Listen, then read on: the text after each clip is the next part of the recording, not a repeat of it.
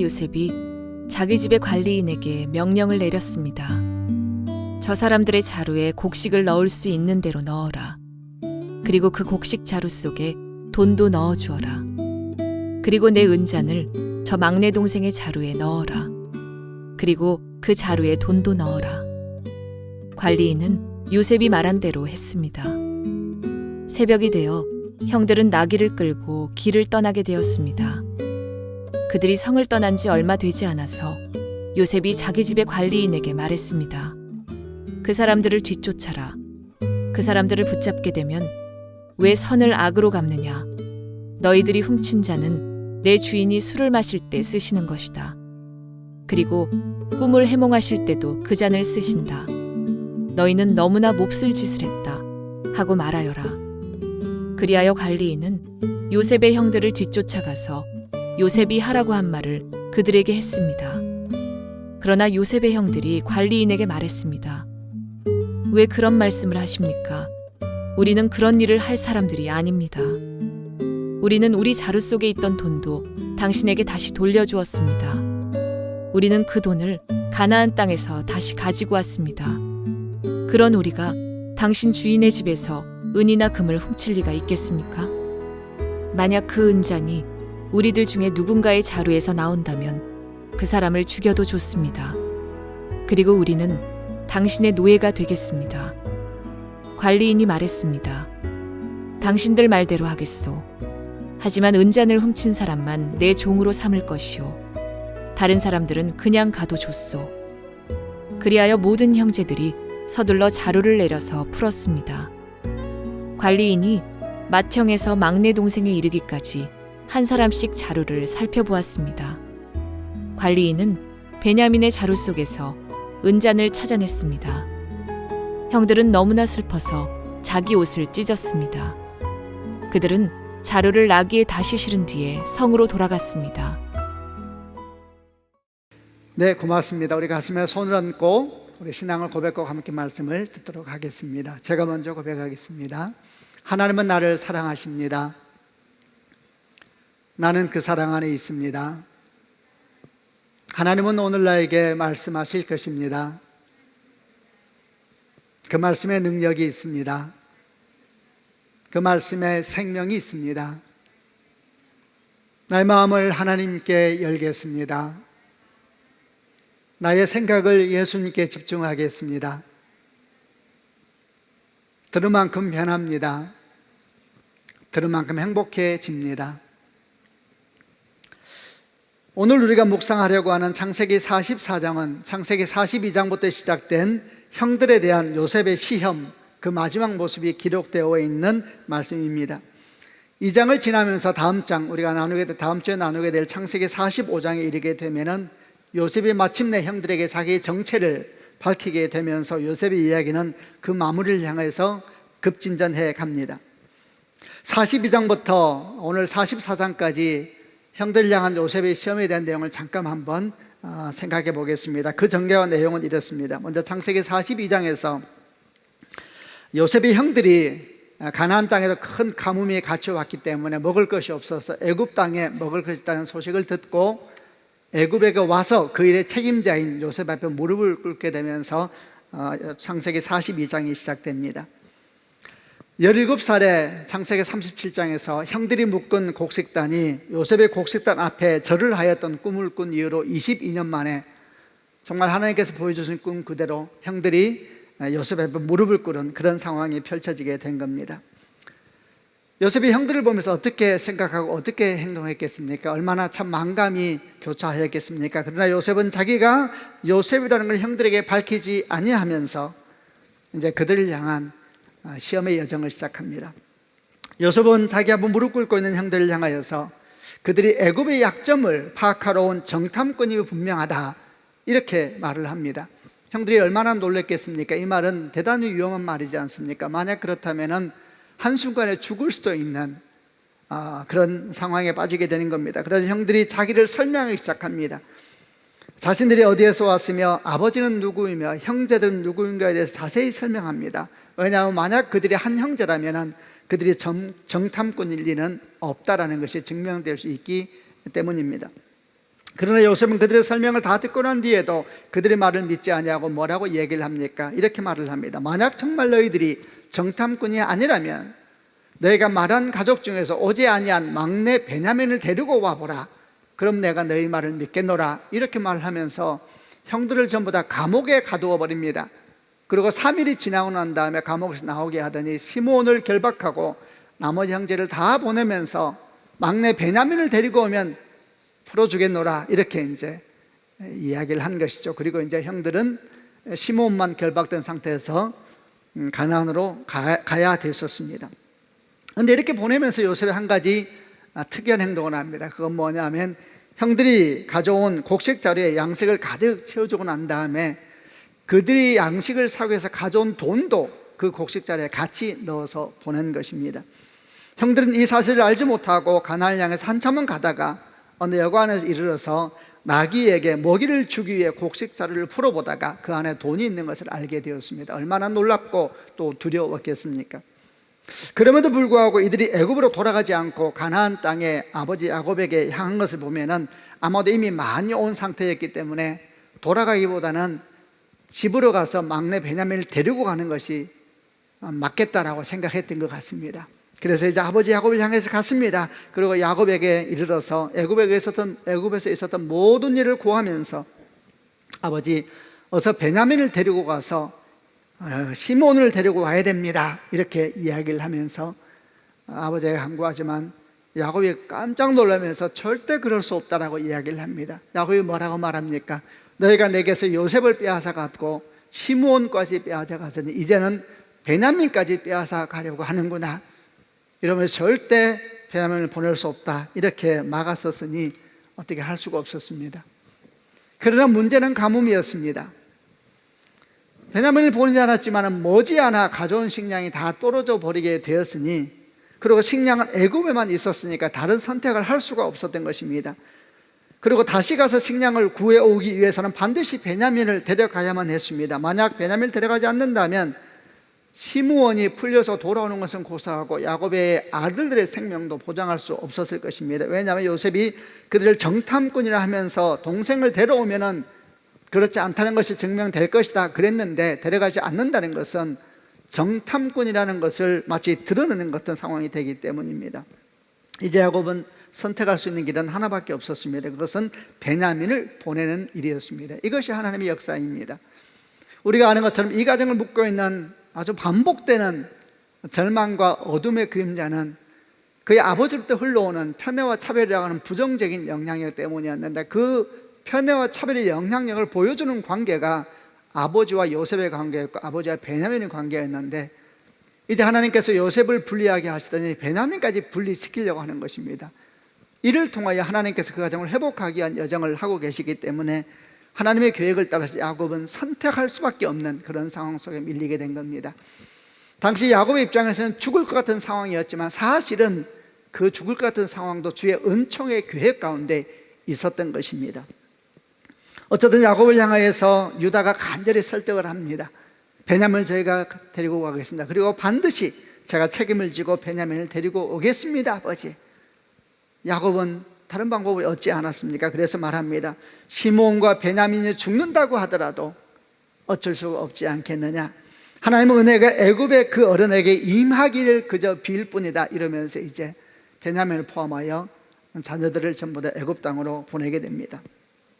그리고 창세기 43장에 이르러서 이제 형제들은 11명이 모두 다 애굽에 있는 요셉에 이르게 되고 그 앞에 무릎을 꿇게 되었습니다. 요셉이 드디어 형제들 가운데 있는 동생 베냐민을 본 겁니다. 얼마나 여러분 기뻤겠습니까?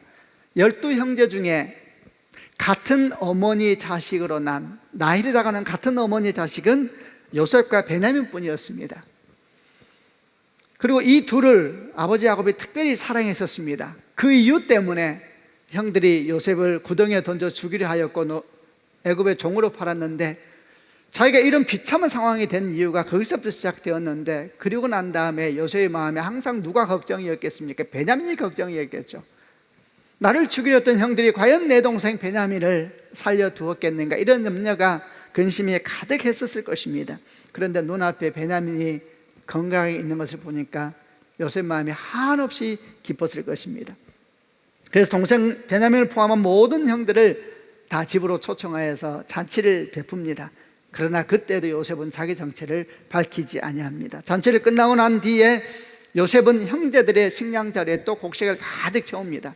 그리고 다시 그들이 가져왔던 돈도 다 그것을 가득 채웁니다. 그리고 한 가지 행동을 더 하지요. 그것은 자기가 아끼는 은잔 하나를 막내 동생 베냐민의 식량 저리에 몰래 넣어서 보낸 것입니다. 이제 형들은 기쁨 가운데서 요셉의 집을 출발했지만 얼마 되지 않아서 요셉이 보낸 사람들에 의해서 붙잡히게 됩니다. 그리고 그들이 주인의 은잔을 가져갔다 이러면서 뒤지기 시작하는데 그 은잔이 베냐민의 자루에서 나오게 되었으니까 형제들 입장에서 경악할 만한 일이 눈앞에 펼쳐지게 된 겁니다. 그래서 결국 베냐민은 죄인이 되어서 다시 애굽으로 끌려가게 되고 형들도 울면서 그 동생과 함께 요셉 앞으로 돌아오게 되는 이런 내용들이 오늘 우리가 읽었던 창세기 44장에 있는 내용들입니다. 이제 요셉 앞에 다시 형들이 다 앉아 있습니다. 무릎 꿇고 있습니다. 그들은 지금 죽은 자와 같이 되어 있습니다. 요셉이 말합니다. 은잔을 훔친 베냐민은 내게 영원히 종이 되고 나머지는 다 돌아가라, 이렇게 명령하였지만 어떻게 형제들 돌아갈 수가 있겠습니까? 그때 유다, 요셉의 형 유다가 나와서 온 힘을 다해서 눈물로 요셉에게 탄원을 하기 시작합니다. 이 유다의 탄원이 창세기 44장의 절반 이상을 차지하고 있습니다. 얼마나 중요한 내용인지 모릅니다. 그 내용이 어떤 내용인지 먼저 간단하게 여러분에게 한번 말씀을 드려보겠습니다. 지금 이렇게 탄원하고 있는 유다의 마음은 어떤 마음이냐? 그야말로 큰 절망과 두려움으로 가득 차 있습니다. 눈물 가운데 이제 그들은 죽은 자와 같이 된 상태에서 오직 은혜를 구하면서 요셉에게 탄원하고 있는 내용이 이렇게 기록되는데 그 내용 중에 일부만 한번 말해보겠습니다. 내 주여 간구하옵니다. 당신의 종이 당신에게 한마디만 아뢰을 수 있도록 해 주십시오. 우리에게는 늙으신 아버지가 있습니다. 그 아버지가 노년에 얻은 두 아들이 있었는데 그 형은 죽었고 남은 것은 막내 아들뿐입니다. 아버지가 그 아이를 너무나 사랑해서 아이의 생명과 아버지의 생명이 하나로 묶여져 있습니다. 만약 그 아이가 돌아가지 못한다면 늙으신 아버지가 죽고 말 것입니다. 어떻게 저희가 그 모습을 볼 수 있겠습니까? 제발 간절히 구하오니 저를 그 아이 대신 종으로 삼아주시고 그 아이는 형들과 함께 아버지께로 돌아가게 해 주십시오. 그 아이를 데려가지 못하면 저는 아버지께로 돌아갈 수가 없습니다. 저는 아버지가 슬퍼하시는 모습을 참아 볼 수가 없습니다. 우리가 만약에 이 유다가 탄원하고 있는 눈물로 목숨을 걸고 탄원하고 있는 그 현장에 있었다면 아마도 우리도 그 탄원을 들으면서 눈에서 눈물이 흘렀을 것입니다. 그리고 막 누군가가 이 탄원의 모습만 보고 생각한다면 이들이 바로 22년 전에 큰 시기와 질투심으로 아버지가 특별히 사랑했던 이유로 동생 요셉을 구덩이에 던져 죽이려 하였고 마침내 애굽의 종으로 팔아버렸던 바로 그 형들이란 말인가 도대체 믿을 수가 없었을 것입니다. 왜냐하면 지금 이들의 모습 가운데서 우리가 보는 것은 참으로 하나된 가정, 그리고 서로 사랑하고 보호해주는 형제의 관계들, 그리고 늙으신 부모님을 존중하고 사랑하고 귀히 여기는 그런 자녀들의 모습이기 때문에 이 모습 속에서 아무도 그 가정에 가지고 있던 슬픔과 절망을 볼 수가 없었을 것입니다. 이 유다의 탄원이 얼마나 아름답고 놀라운가에 대해서 평생 성경을 연구했던 한 성경학자는 말하기를, 성경에서 한 인간의 진실한 뉘우침과 회개를 보여주는 가장 감동적인 대목은 누가복음 15장의 탕자의 비유에서 집단한 둘째 아들이 돌아와서 아버지에게 고하는 장면과 이 유다의 탄원밖에 없을 것이다 라고 평하기까지 하였습니다. 오늘 우리가 주로 묵상하려고 하는 것은 바로 이 유다의 탄원이 가지고 있는 영적인 의미, 또 우리에게 주는 교훈입니다. 여러분, 유다의 탄원이 우리에게 주는 것이 무엇이겠습니까? 그것은 한 사람의 헌신, 한 사람의 신실함이 얼마나 소중한가에 대한 교훈입니다. 한 사람의 헌신, 한 사람의 신실하심이 주의 뜻을 이루는데 얼마나 소중한 것인가, 그 교훈을 유다의 탄원이 우리에게 가르쳐 주는 것입니다. 지금까지 우리가 나눈 것처럼 한 사람 유다의 목숨을 건 탄원으로 말미암아 창세기 42장부터 계속 되어 왔던 형들을 향한 요셉의 시험이 끝났다 그랬습니다. 그것만이 아닙니다. 한 사람 유다의 온 힘을 다한 탄원으로 말미암아 야곱의 가정에 그렇게 흘러왔던 지겹던 편애와 차별이라고 하는 악마적인 흐름이 끊어지게 되었습니다. 그것뿐만이 아닙니다. 이 한 사람 유다의 탄원으로 말미암아 야곱의 집안과 형제를 가득 덮고 있었던 죄의 어둠과 절망의 깊은 터널이 끝나고 마침내 그들이 상상할 수도 없었고 꿈도 꿀 수도 없었던 용서와 화해, 새로운 생명과 은혜의 역사가 시작되었던 것입니다. 이 전환점을 이룬 것이 창세기 44장에 있는 유다의 탄원이 보여주는 것입니다. 이것이 한 사람의 헌신을 통해 시작되는 하나님의 역사의 모습을 알려주는 것입니다. 이렇게 한 사람을 통해서 주께서 일하시는 이런 하나님의 원리는 유다의 탄원의 모습에서만 볼 수 있는 것이 아닙니다. 창세기부터 계시록 이르기까지 성경 곳곳에서 반복하여 보여주는 하나님께서 일하시는 영적인 원리이기도 합니다. 우리는 창세기 12장에서 하나님께서 아브라함을 부르셨던 장면을 기억합니다. 하나님께서 뭐라고 말씀하셨습니까? 너는 너의 본토 아비집을 떠나 내가 너에게 줄 땅으로 가라. 너는 이렇게 단수형으로 부르십니다. 아브라함을 부르시는 것입니다. 아브라함을 부르시면서 그의 가정을 함께 부르신 것이 하나님의 원리입니다. 한 사람을 통해서 일을 시작하시는 것입니다. 이런 원리는 창세기 12장 구약에만 있는 것이 아니라 신약 성경에도 동일하게 나타납니다. 사도행전 16장을 보게 되면 사도 바울이 유럽 최초의 교회인 빌립보 교회를 이루는 과정에서 있었던 한 사건의 기록이 되어 있습니다.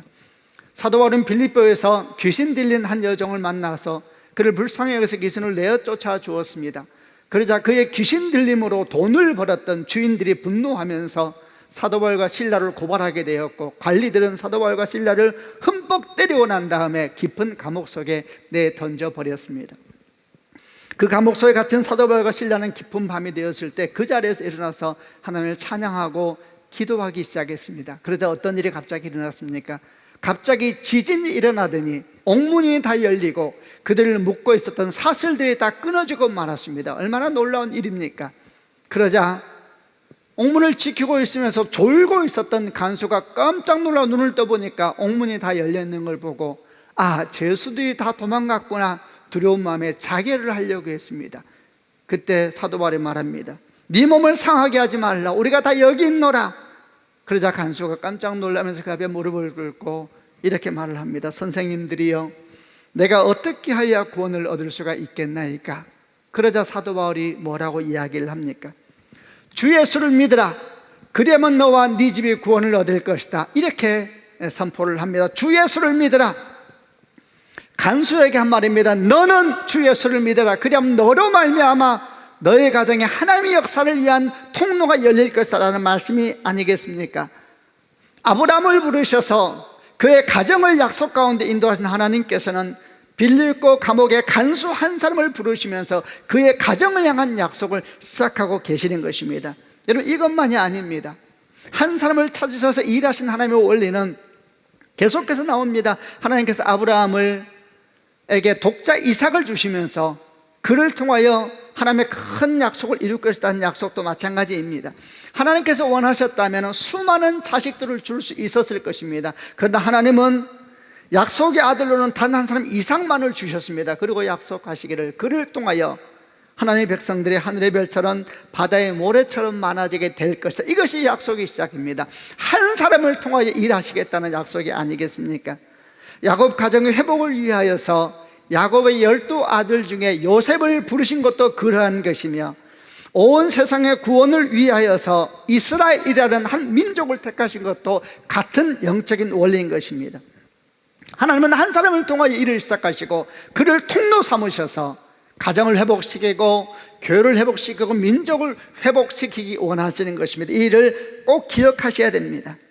여러분, 세상은 그렇게 일하지 않습니다. 세상은 많은 사람, 많은 힘, 많은 권세를 가지고 그를 통해서 일하려고 합니다. 그래서 더 많은 사람을 모으려고 하고 더 큰 힘을 가지려고 하고 더 높은 곳으로 올라가려고 하는 이유는 많이 가질 때, 많은 힘이 모아질 때, 많은 지혜가 모아질 때 큰 일을 할 수 있다라는 생각을 하기 때문에 그런 것입니다. 그러나 하나님의 원리는 그러지 않습니다.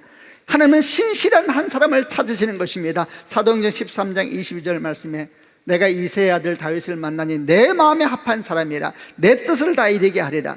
내 마음이 아픈 한 사람을 통하여 그를 통하여 내 뜻을 다 이루게 하리라 말씀하신 거 아닙니까? 역대하 16장 9절에 여호와의 눈은 온 땅을 두루 감찰하사 전심으로 자기를 향하는 자들을 위하여 능력을 베푸시나니, 전심으로 자기를 향하는 자들 복수형을 쓰고 있습니다만 조금만 묵상해 보면은 이 복수형은 다수를 말하는 것이 아니라 헌신된 한 사람, 헌신된 한 사람, 헌신된 한 사람 한 사람을 의미하는 것입니다. 그 한 사람 한 사람을 통하여 일을 시작할 것이다 라는 약속인 겁니다. 이런 한 사람의 원리가 얼마나 성경적으로 중요한 것인지, 이것이 얼마나 중요한 가치가 있는지를 알기 위해서 조금 더 유다의 탄원을 묵상해 보려고 합니다. 유다의 탄원은 창세기 44장 전체 내용 중에 2분의 1을 넘게 차지하고 있습니다. 34개 절 중에서 18개 내지 19개 절이 유다의 탄원과 관련된 절이다 볼 수 있습니다.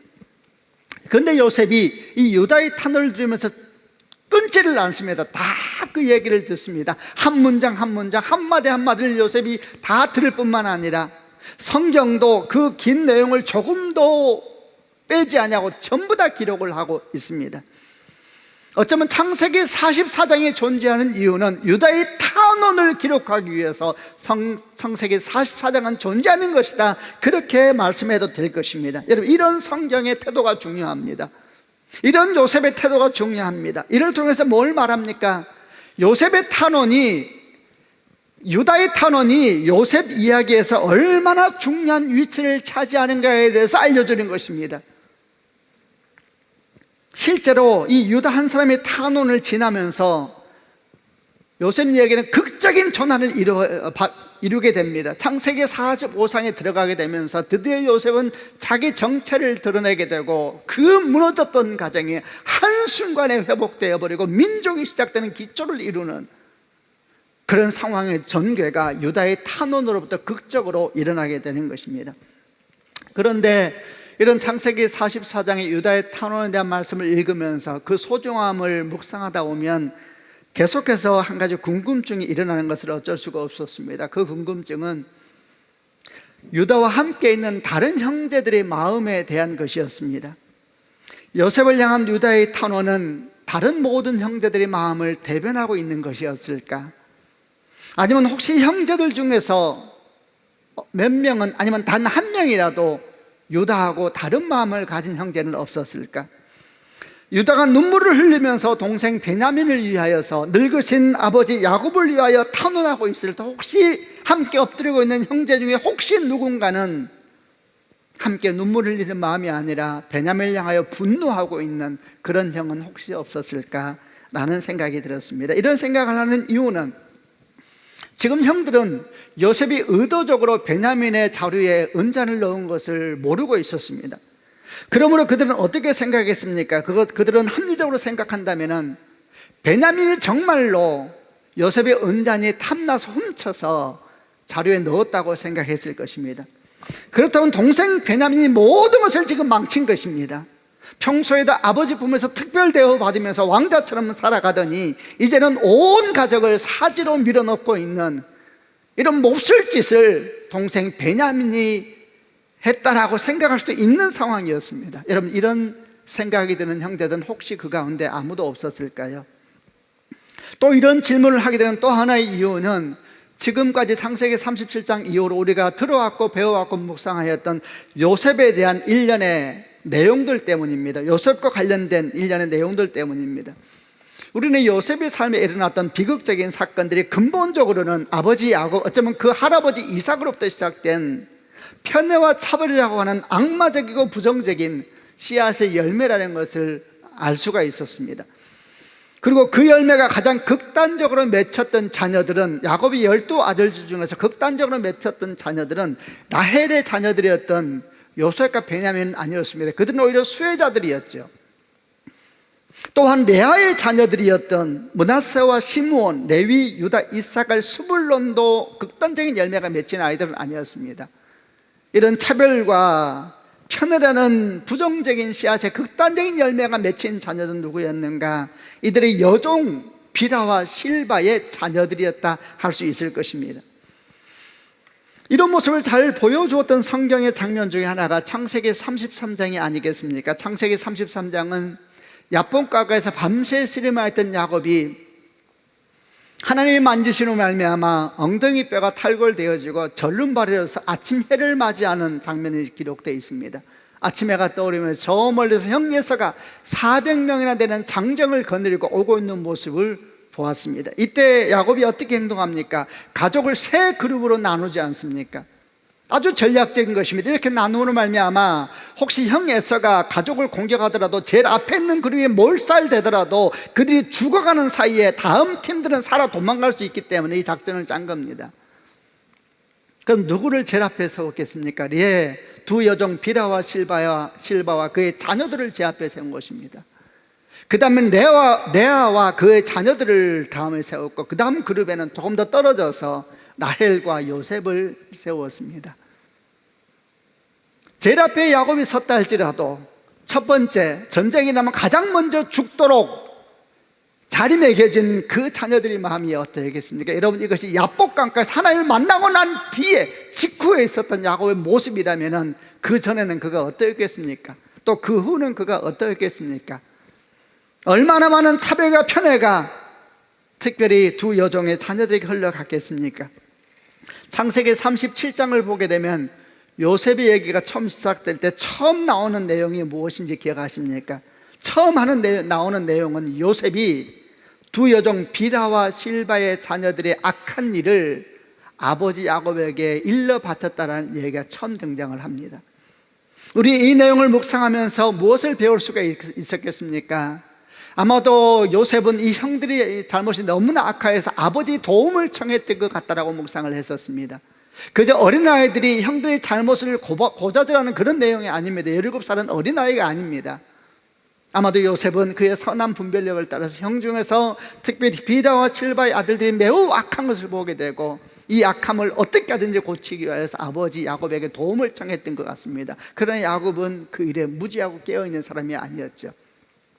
그래서 일로 말미암아 그 뒤부터 이어지는 요셉을 향한 형제들의 핍박과 고난의 중요한 단서를 제공합니다.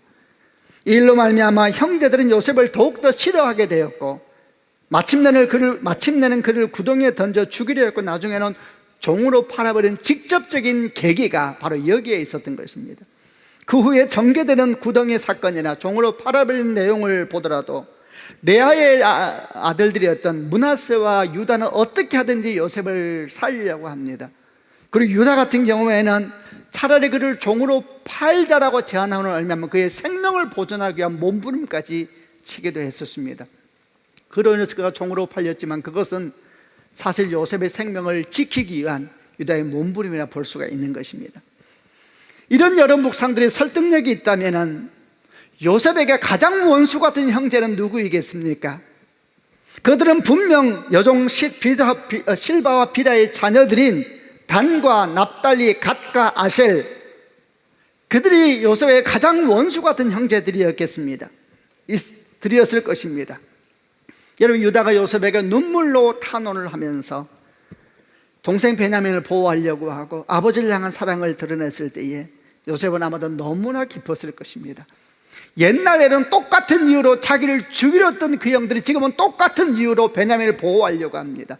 그리고 베냐민을 위해서 내가 대신 종이 되겠다고 합니다. 늙으신 아버지를 그렇게 할 수는 없다고 합니다. 이런 모습을 보면서 여러분, 요셉 마음은 분명 기뻤을 것입니다. 그런데 여러분, 그러면 그럴수록 요셉의 마음은 여종 비라와 실바의 자녀들이었던 단과 납달리, 갓과 아셀을 향하지는 않았겠습니까?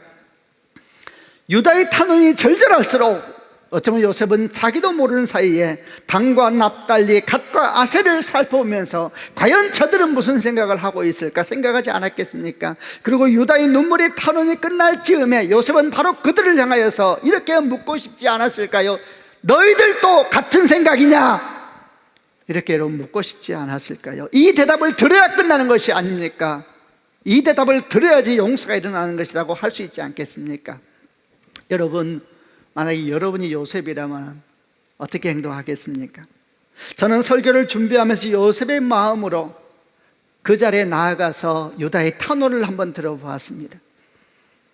유다의 탄원을 들으면서요, 요셉의 마음처럼 마음이 너무나 뜨거워지고 감동이 되는데 그와 동시에 저도 모르게 무릎 꿇고 있는 11명의 형제 중에 단과 납달리, 갓과 아셀을 노려보고 있었습니다. 정작 우리 아들 이들은 저들인데, 정작 애통의 아들 이들은 저들인데, 과연 저들은 무슨 생각을 하고 있을까? 나를 보호하기 위해서 종으로까지 팔아야 한다고 말했던 형은 이렇게 울면서 탄원하고 있는데, 과연 저들은 저렇게 고개 숙이고 같이 엎드려 있지만 저들은 과연 무슨 생각을 하고 있을까라는 생각이 저는 들었습니다. 자, 그럼 여러분, 성경은 뭐라고 하고 있을까요? 그리고 성경에서 이 일의 직접적인 당사자로 등장한 것은 요셉은 어떻게 행동을 하고 있을까요? 성경을 자세히 보아야 합니다. 여러분, 성경의 태도는 분명합니다. 성경은, 그리고 요셉은 눈물로 탄원을 하고 있는 유다, 오직 그 한 사람에게만 관심이 있습니다. 오직 그 한 사람만을 주목하고 있고 다른 누구에게도 관심을 보이지 않고 있습니다. 저 개인적으로 흐름을 보건대 다른 형제들은 모두 다 유다의 마음 같지는 않았던 것 같습니다. 모두가 유다와 같은 마음이었다면 유다가 베냐민을 대신하여 제가 종이 되겠다고 울면서 탄원했던 누구 한 명이라도 아닙니다, 우리가 다 똑같은 죄인입니다, 우리가 다 똑같이 잘못한 것입니다 라고 말을 해야 되지 않았겠습니까? 그러나 아무도 어떤 말도 하지 않습니다. 그러나 그럼에도 불구하고 성경은 그들의 말에 대해서 관심이 없습니다.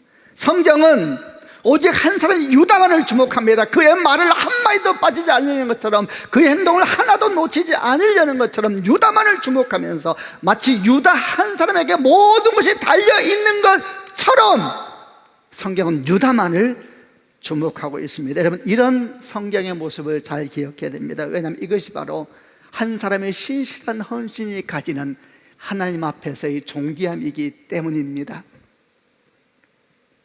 하나님은 한 사람을 찾으십니다. 그리고 그 한 사람의 신실한 헌신을 온 힘을 다해 주목하십니다.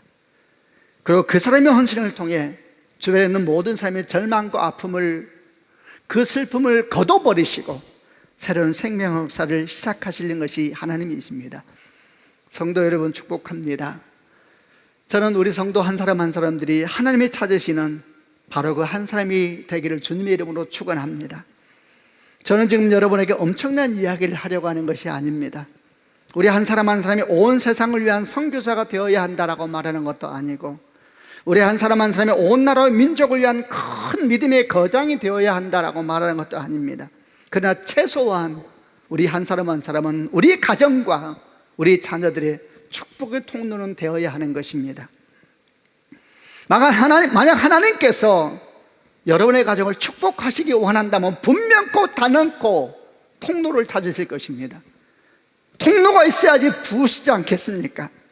그러나 만약 그런 통로가 없다면 어떻게 하시겠습니까? 그분은 문 밖에 서서 두드릴 뿐인 것입니다. 계시록에 나오는 말씀처럼 볼지어다 내가 문 밖에 서서 두드리노니 누구든지 내 음성을 듣고 문을 열면 내가 그에게 들어가 그로 더불어 먹고 그는 나로 더불어 먹을 것이다. 축복을 주기 원할 때 문을 찾으십니다.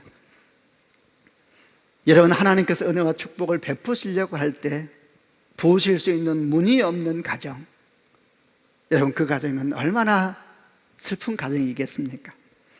그러나 반대로 하나님께서 은혜를 베푸시고자 할 때 그런 축복의 통로가 있는 가정은 복된 것입니다.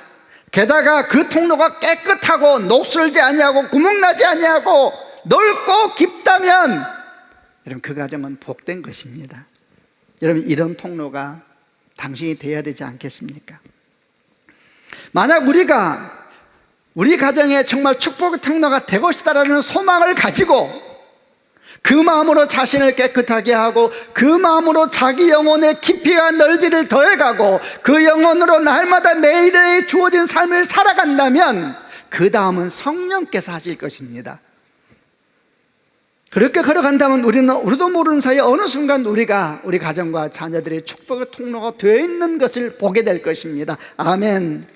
그렇게 걸어간다면 어느 순간 우리도 모르는 사이에 우리는 이 땅의 교회에 축복의 통로가 되어가고 있는 것을 보게 될 것입니다. 그렇게 살아간다면 언제부턴가 우리도 모르는 사이에 우리가 이 나라와 민족의 축복의 통로가 되어가고 있는 것과 열방을 향한 축복의 통로가 되어가고 있는 것을 발견하게 될 것입니다. 이것이 사도행전 1장 8절의 역사가 아니겠습니까? 오직 성령이 너희에게 임하시면 너희가 권능을 받고 예루살렘과 온 유대와 사마리아와 땅끝까지 이르는 내 증인이 될 것이다. 시작은 예루살렘입니다. 예루살렘. 시작은 우리 자신과 우리 가정입니다. 끝은 땅끝이라 그랬습니다. 여러분, 다시 한번 축복합니다. 그 한 사람이 바로 당신이 되기를 바랍니다. 당신 한 사람에게 모든 것이 달려있는 것처럼 그렇게 소망하고 그렇게 기도하고 그렇게 살아가는 성도가 되시기를 바랍니다. 오늘 이 시대, 코로나19로 말미암아 일찍이 유례가 없는 시대를 우리가 지나고 있습니다. 백신은 개발되어야 하고 경제는 회복되어야 하고 정치, 경제, 사회의 대립과 분열은 치유되어야 합니다. 여러분, 그러나 그 시작은 한 사람입니다. 한 사람.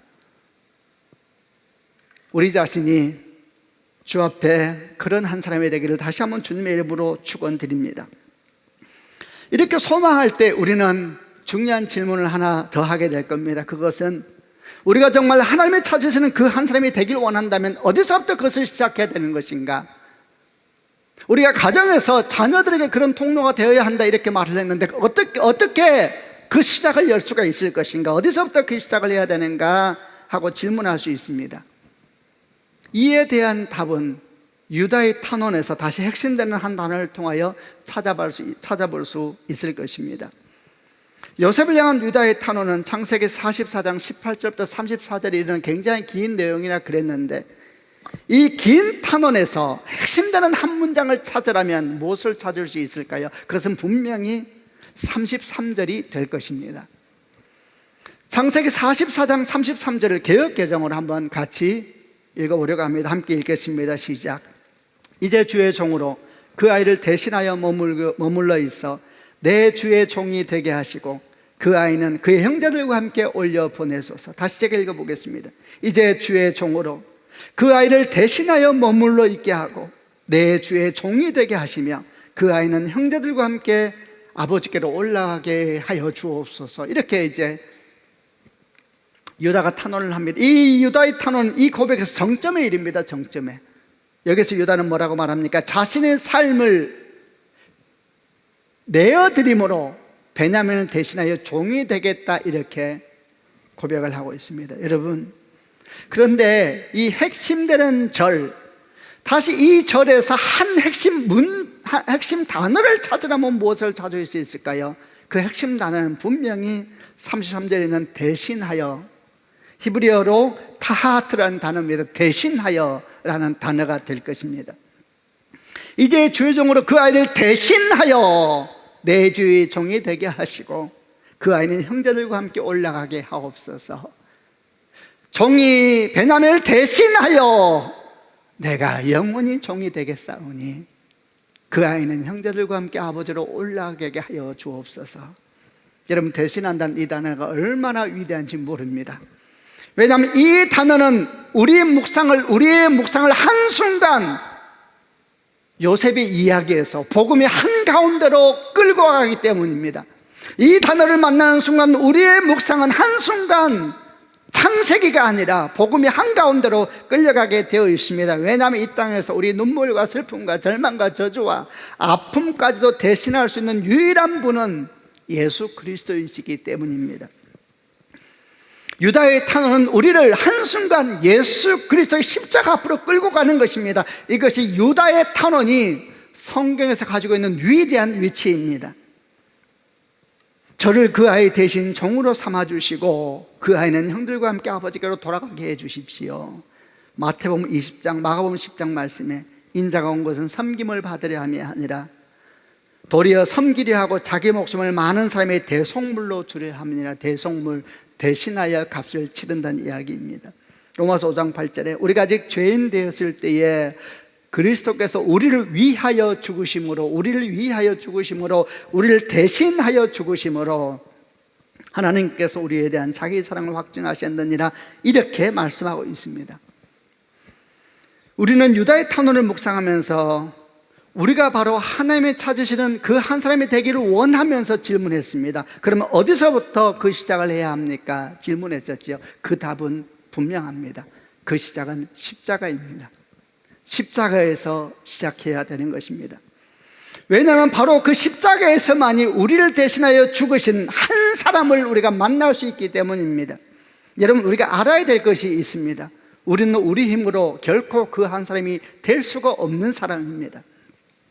여러분, 유다는 요셉에게 자신이 베냐민을 대신하여 평생 종이 되겠다 그랬습니다. 예, 어쩌면 대신하여 종이 될 수는 있을 것입니다. 그러면 끝난 것입니까? 그렇게 종이 되면 슬픔은 지나가고 절망도 지나가고 눈물도 지나가고 이제 야곱의 가정은 행복만 있는 것입니까? 아닙니다. 또 다른 슬픔의 시작입니다. 대신하여 종이 되었다 한들 베냐민이 기쁘겠습니까? 대신하여 종이 되었다 한들 야곱이 기쁘겠습니까? 여러분, 이건 비유입니다. 비유, 계시입니다. 계시. 대신하여 종이 되었다 한들 슬픔은 없어지지 않는 것이고 저주도 사라지지 않는 것이고 눈물도 죽음도 사라지지 않는 것입니다. 우리는 대신할 수 있는 능력이 없습니다. 우리 사랑하는 자녀들이 길을 잃고 방황해도 우리가 할 수 있는 일이 없습니다. 우리 사랑하는 가족들이 병들어 죽어갈 때에도 우리는 할 수 있는 일이 없습니다. 저희 아들이 아주 어렸을 때에 갑자기 몸에 열이 오르면서 경기를 한 적이 있었습니다.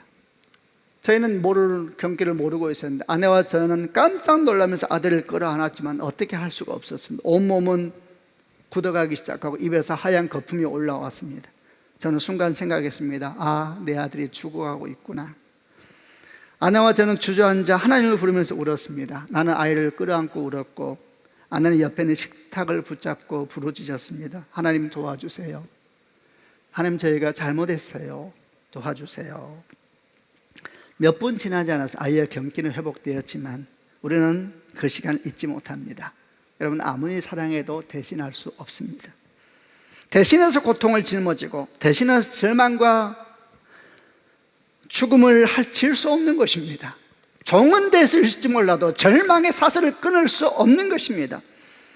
그러나 만약 우리가 대신할 수는 없다 할지라도 우리를 대신해 죽으신 십자가 앞에 서게 된다면 문제는 달라집니다. 우리는 대신할 능력이 없지만 그 대신할 능력을 가진 분을 품을 수는 있기 때문입니다. 여러분, 이것이 복음입니다. 주님께서 뭐라고 하십니까? 나를 품으라 말씀하십니다. 우리가 주님을 품을 때에 그 대신하는 사랑은 우리를 통하여 우리 주변 가운데 흘러가게 되는 것입니다. 성도 여러분, 우리가 자녀에게 그 축복의 한 사람이 되길 원한다면, 우리가 가정에서 그 축복의 한 사람이 되길 원한다면 날마다 십자가 앞에 서야 됩니다. 십자가 앞에 서서 바로 거기에서 나의 절망과 나의 슬픔과 나의 상처와 나의 쓴뿌리를 날마다 주 앞에 내어드리고 그분이 지게 해야 됩니다.